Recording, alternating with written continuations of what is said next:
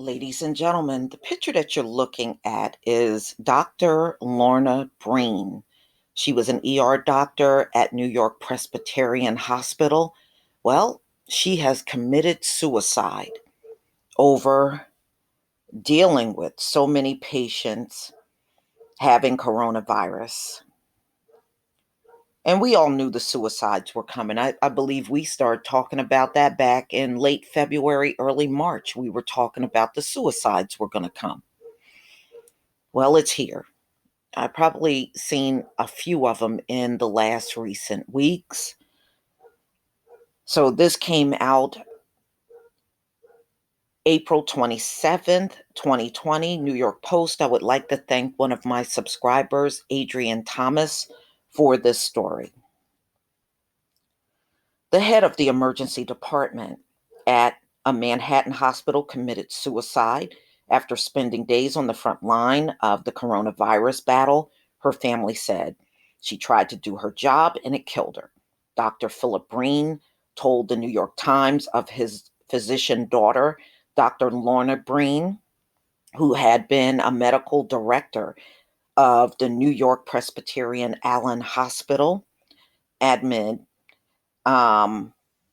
pandemic. So now she was 49 years old and she took her own life. The battle weary ER Dr. 49 was only the latest city healthcare worker to take her own life. 2 days earlier, a Bronx EMT witnessing the virus relentless toll fatality shot himself with a gun belonging to his retired NYPD cop dad.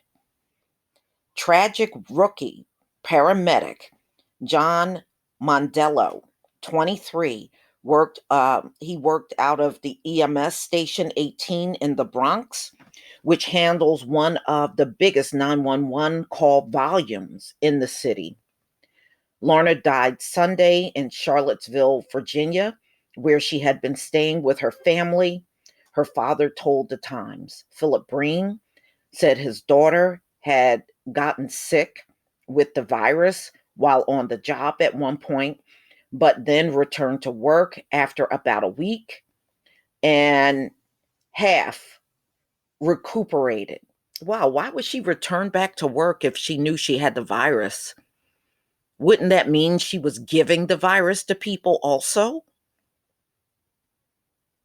Wow. Still, the hospital sent her home again, and her family brought her to Virginia. She had no history of mental illness, he said, but when they last spoke, she told him how excruciating it was to have to continually watch contagion patients die, including some even before they could be taken from the ambulance. She was truly in the trenches on the front line, Philip Breen told the Times. Yeah, that psychologically can jack you up. Just like people that go to war and they're constantly smelling the stench of death and seeing death. Yeah, psychologically, that screws you all up.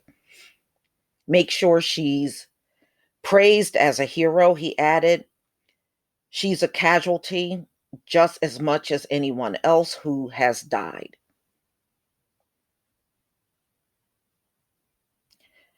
Reached later by the Post, Philip Breen, his voice cracking, said he was too distraught to talk further. Mental health professionals told the Post that PTSD from the pandemic is becoming a real crisis.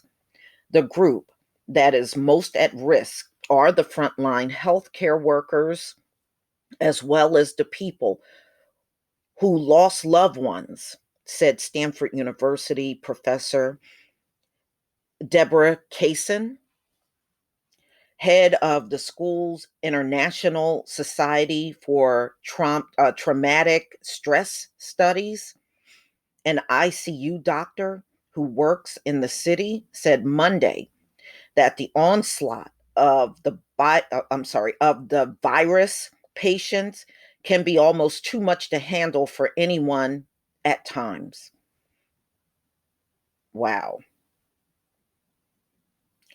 And that is really true. And you got to understand, many of these people have been working nonstop through this entire thing. And psychologically, I can see how it would get to a lot of people to see that. And everybody around you is highly contagious, and you still got to deal with them. And you're watching them die, you know, especially if you're seeing the more severe cases. That's tough. That's tough for anybody to see on a regular basis. For a while, it felt like we were standing under a waterfall and couldn't get a breath for air, she said. It feels busy, but not in a way that's suffocating. I was really in a low place, but I feel hopeful that I'm starting to come out of it finally.